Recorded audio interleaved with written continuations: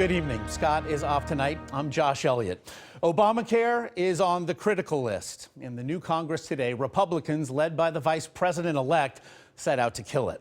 The law's namesake, meanwhile, rushed to Capitol Hill to try to save it for the some 20 million people who rely upon it for health insurance. Here's congressional correspondent Nancy Cordes. Look out for the American people. President Obama and Vice President-elect Mike Pence rallied their respective troops today in the PR war over Obamacare's demise. Democrat Jerry Connolly described Mr. Obama's marching orders. Make sure they own it.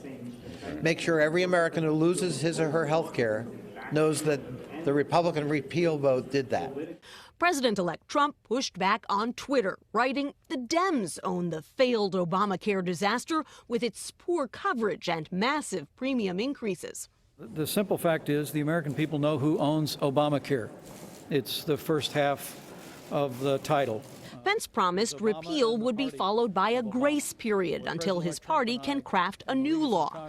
But House Speaker Paul Ryan was short on specifics.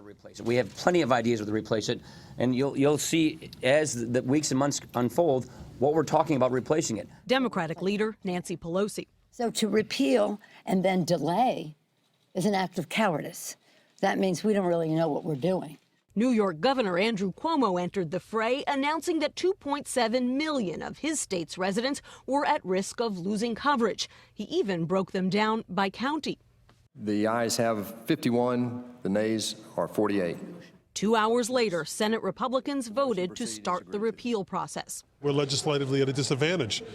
They have all the cards. New York Democrat Joe Crowley. They've done absolutely nothing to help advance the cause of health care, insurance, and premiums in this country when they had the opportunity to do it.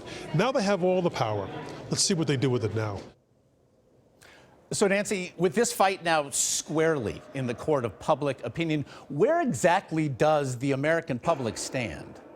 Well, Americans are all over the map, Josh. In fact, take a look at this recent Kaiser Family Foundation poll taken right after the election. 26% of Americans say they want the law repealed. 17% say they want it scaled back. 19% want it kept as is. And 30% say expand the law. So it's clear that no matter what happens, Josh, at least half the country is going to be pretty unhappy. Indeed, it will. Nancy Cordes in Washington. Nancy, thank you.